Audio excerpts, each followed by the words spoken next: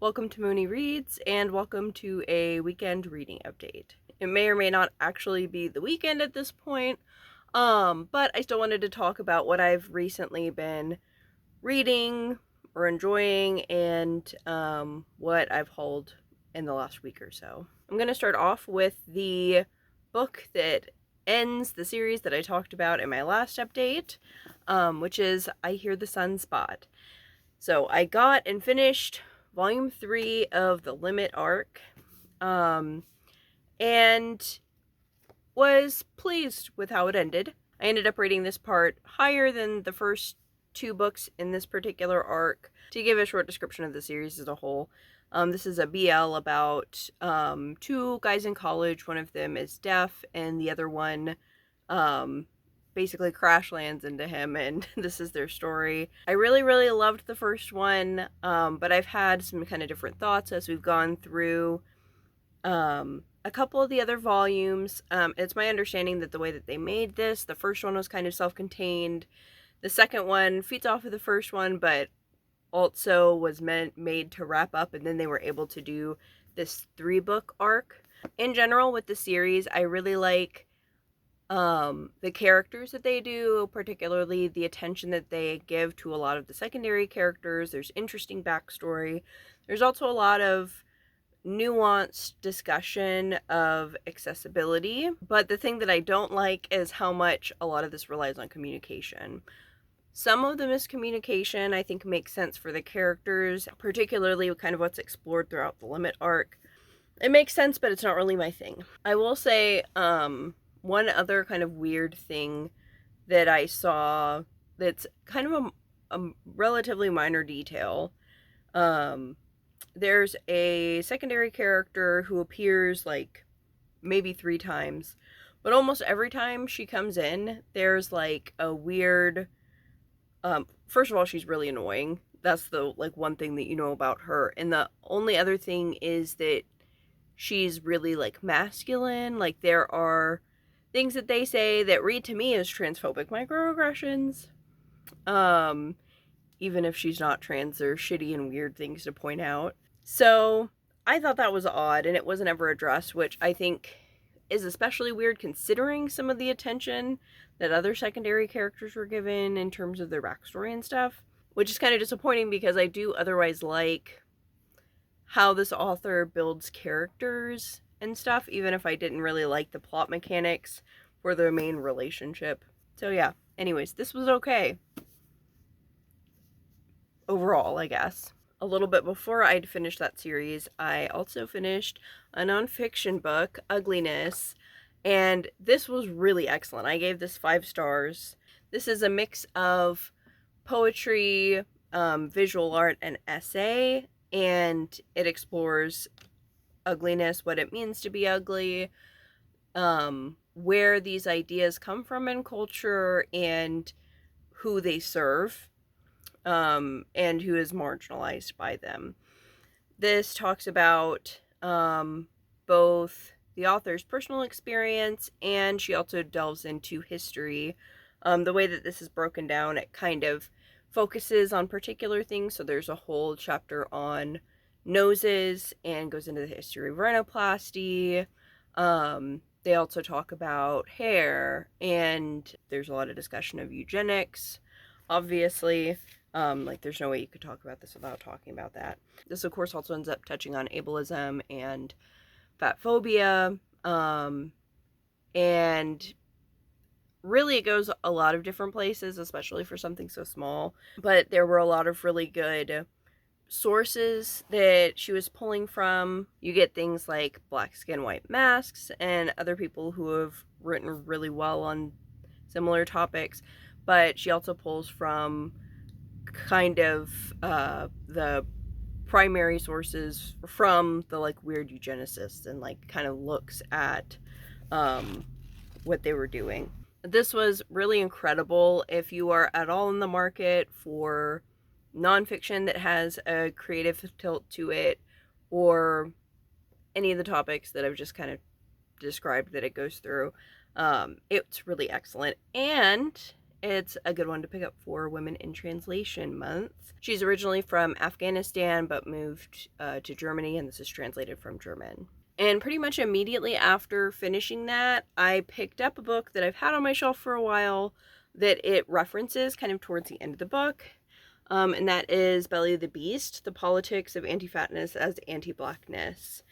This is one I've wanted to pick up for a while.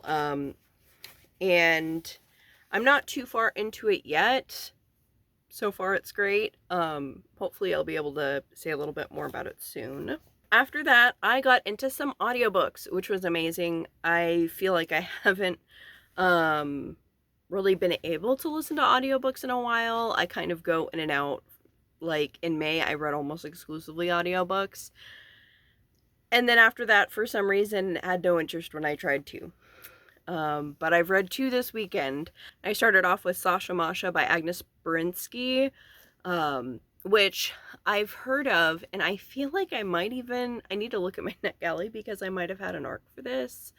Or maybe it was just one that I was anticipating when it was coming out several years ago at this point. But I just hadn't gotten around to it, and I am really glad that I did. It's read by the author, which I feel like is usually just makes the experience better.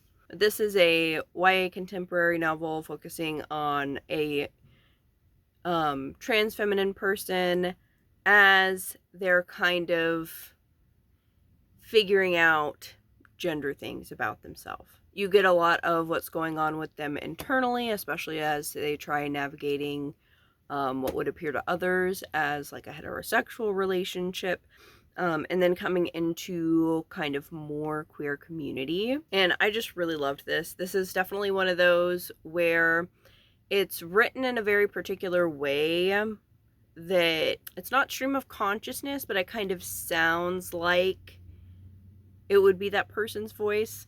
I feel like Perks of Being a Wallflower is one that comes to mind. This isn't as traumatic as Perks of Being a Wallflower, but it's similar in that way, and probably one of the reasons I liked it so much, because I do really like books that are kind of like that. And I also think that the description of like gender dysphoria and dissociation is very similar to my experience. And so in that way, like, I really felt the story on a particular level. I do think that it would have been nice for it to have been longer and kind of like see more, especially of the characters and their community and stuff like that, and kind of where it ends or whatever.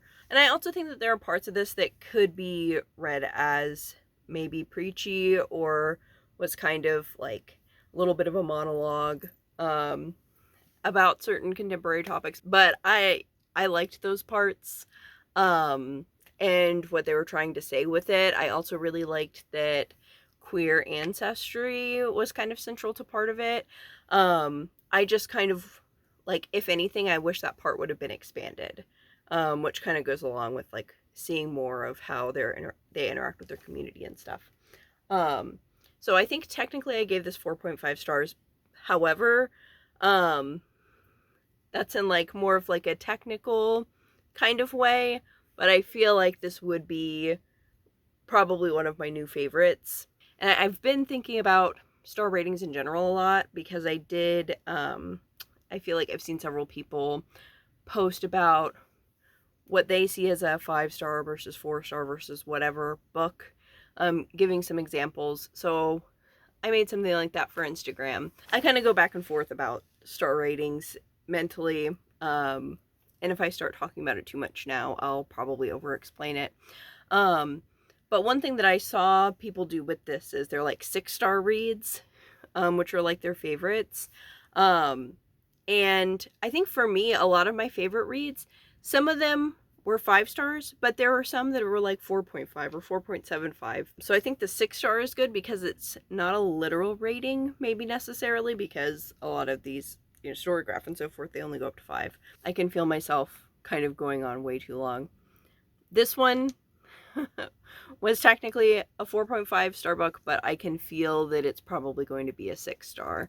I'm definitely going to be getting my own copy of it as soon as I can. Now, my second audiobook did not go over as well. Salt on the Water by Candace Iloh started out really great.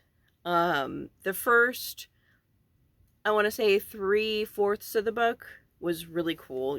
We're focusing on Cerulean, who is a Black non-binary kid trying to get through public school, and they're in kind of the inner city and have shitty white teachers, but thankfully they have a really supportive family. So it was really kind of beautiful seeing their relationship, seeing the queer friends that they have, and even as they're navigating this kind of like explosive sometimes school environment, you know, they're still getting through it with these other people, with the community around them. So I'm going to try to talk about this while being as spoiler free as possible. This book takes a couple of turns, and in the author's note it says that it takes a turn, or I forget what specifically they say, but they say it doesn't end how you think it's going to. And so when I saw the one thing that kind of came out of left field, I was like, okay. But then something else happens. The narration totally, like, we switch POV and have 2 very short chapters and 2 different points of view, and then 10 years later in a different point of view. And those 3 points of view and 10-year stretch, or really more than 10 years because the first 2 points of view happened before the story, that's all crunched into, I think I was like 80-some% of the way through the book.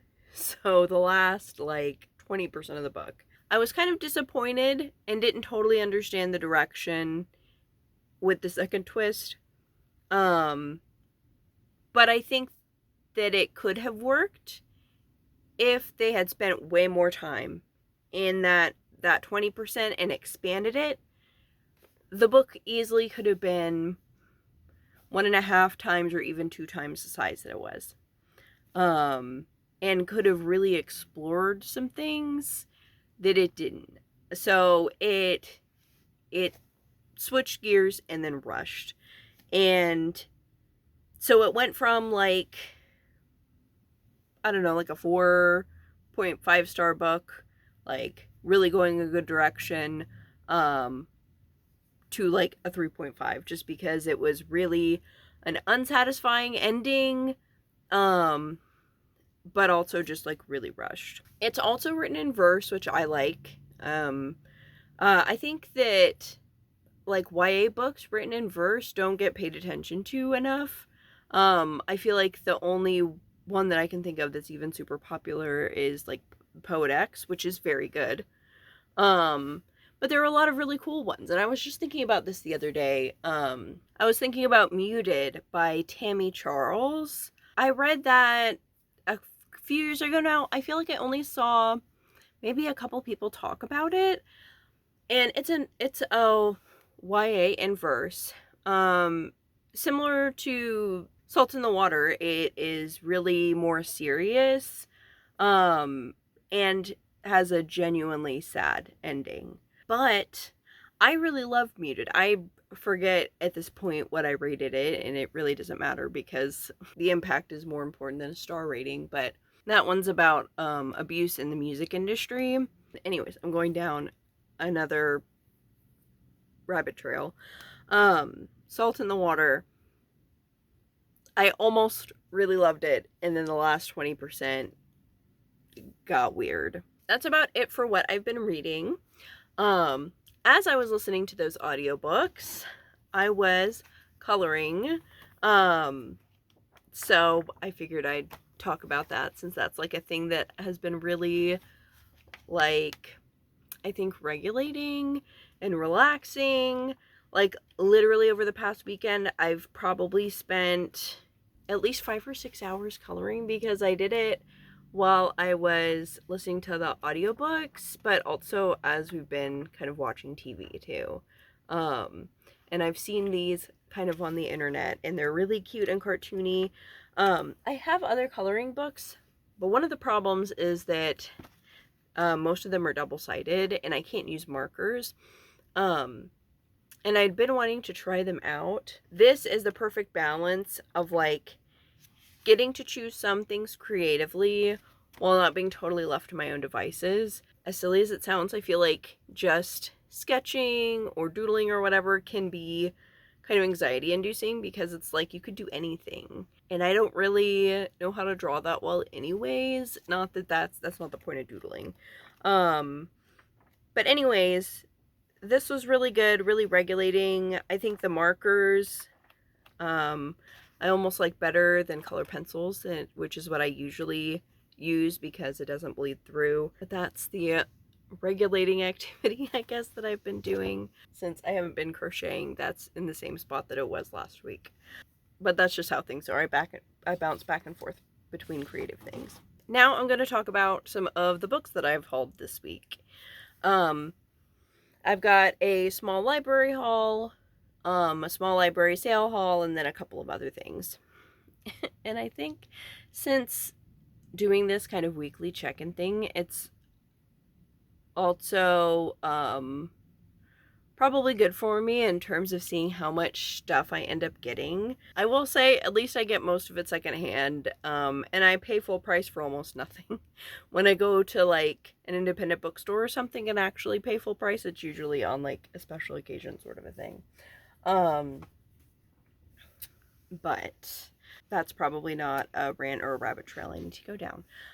I'm going to start out with my library haul, the books that I checked out. When I went to the library, it was initially to get Gender is Really Strange, which I heard Alex from Pucks and Paperbacks read. And it's a cute little comic, but it looks informative, and I just like to be up to date on what kind of stuff there is to recommend to people in this regard. And my library didn't have it, and so they ordered this into their catalog so that I could check it out. So I'm super excited to read it. I was surprised at how short it is, but it does look like, I mean, the end notes are pretty hefty. That's pretty small text. So we'll see how that goes. When I go to the library to pick up my holds, 9 times out of 10, I only stay on the first floor, which is usually a lot of displays that are set up by the staff. And then their YA graphic novels and YA section, which I don't really browse a whole ton because it's also got like computers and stuff for teens, so I just feel awkward trying to look around in there because the space isn't for me. But the graphic novels are not in that room, which is why I always end up with a lot of graphic novels, I feel like. So I have Leap. This is set in a ballet school. These two girls end up getting set up as roommates together. It looks sapphic. I haven't heard anything about it at all, I don't think. Or if I have, I've forgotten. But it looked cute, so I picked it up. The other graphic novel that I got is Unaccompanied, Stories of Brave Teenagers Seeking Asylum, which it looks like the author of this has a history of talking with immigrant teenagers and telling their stories through comics. And this is a collection, and it's one of their newer ones. It came out just a couple of years ago. And then the final library book that I have is not a graphic novel. It was on the new release display, and that is Dysphoria Mundi, which is one that I have considered buying. I look at it basically every time I'm at work. And it looks like this is a mix of different kind of mediums. There's essay, poetry, autofiction, and this looks like it's focused on community and isolation, especially considering COVID. And it has blurbs from Judith Butler and Mackie Nelson. So it sounds like it's going to be neat. And then from there, I have books that I purchased for myself. The first few also from the library, because there are always books, not always, often books for sale, and the proceeds all go to the library, and everything's like $1, which makes it easy to get a lot. So I have Marie Kondo. I've got to get my stuff together, and organizing while watching her show has been nice. So her book was $1, so I got it. Then next is a little book about composting. This is not something I've done at all before, but it's something that I'm interested in. And I think I might have paid 50 cents for this.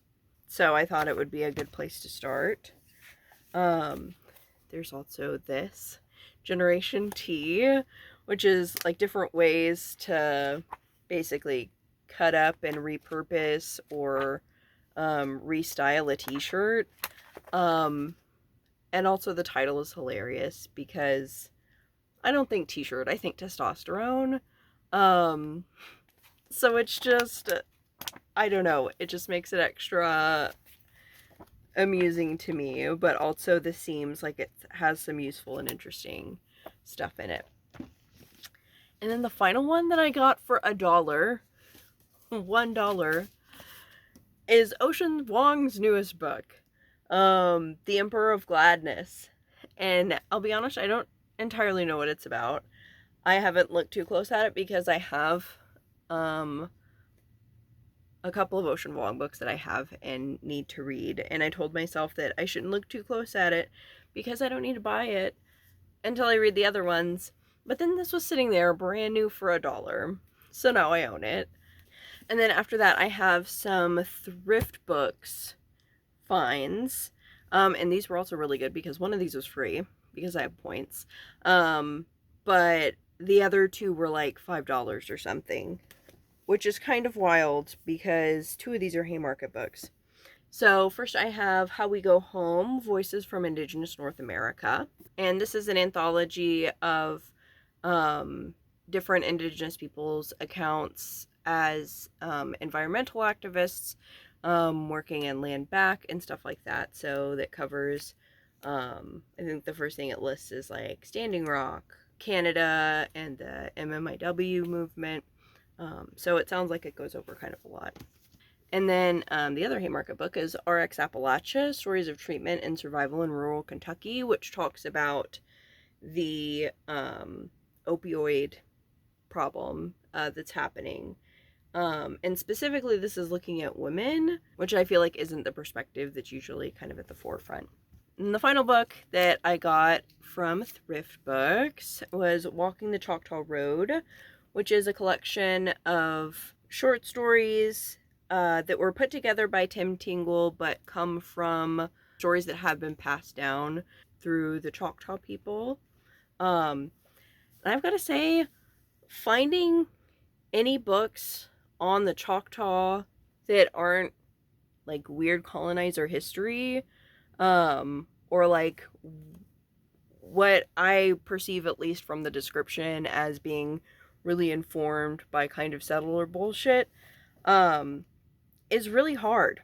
Like, there's not really a whole lot that I've been able to find, at least through like a Google search. The next step is going to be probably remembering my login to my university library to see if there's more there maybe. But I've been wanting to look at this because my granddaddy's great-granddaddy was Choctaw, and I don't know, I thought that it would be neat to learn about, but it's very disappointing that there doesn't seem to be a whole lot of really good history, especially when trying to look specifically at Mississippi and not just Oklahoma. But anyways, there's that. I'll see how that goes. And then I also have a few books that I picked up when I was at work. So these are, I work at a bookstore, so these are the new books that I have. I've already talked about I Hear the Sunspot. I had to get volume 3 in order to finish this arc. And when I got that, I also got Monstrillo, which I've heard a lot of good things about. It's horror, but it's also very much about grief as well. So I think that's going to be good. And then Both and Essays by Trans and Gender Nonconforming Writers of Color, which came out, I think, this past week. And I had seen Zane Jikadar, who wrote The 30 Names of Night, which I love talking about this, because he has an essay in it.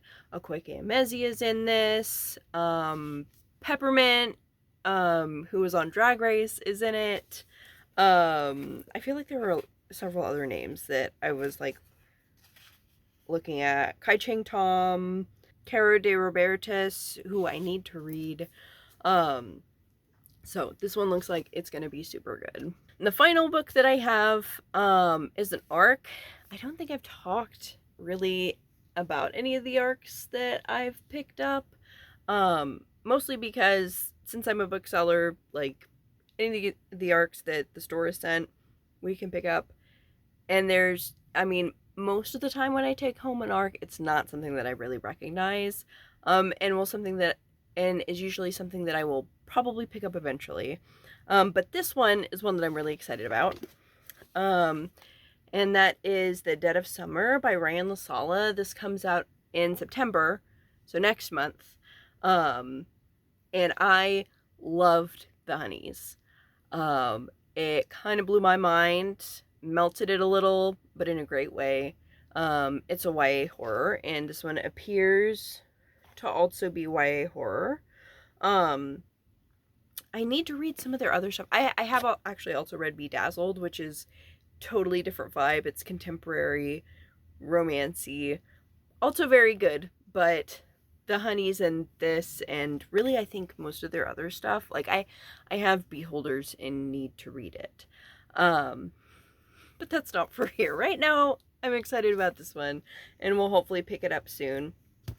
I don't guess I've really talked about like plans too much in these kind of check-in videos, mostly because things change literally on a whim. It's kind of why I stopped filming most TBR videos, because they almost never, my reading never goes with like what I plan for it to, even though I like to plan it.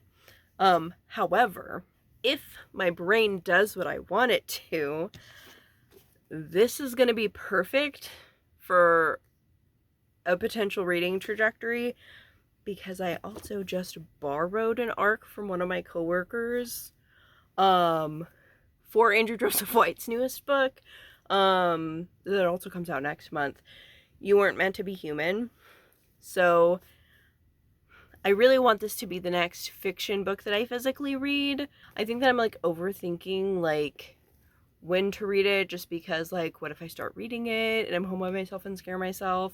I don't know. I think I just need to start reading it, because I'm really hoping that what will happen is that I will read this and get on kind of more of a horror kick, and then read this, and then I've got several other things that I could get to, including Camp Damascus, which I really want to read, and All the Dead Things, which I've had for a while, and really would like to get to.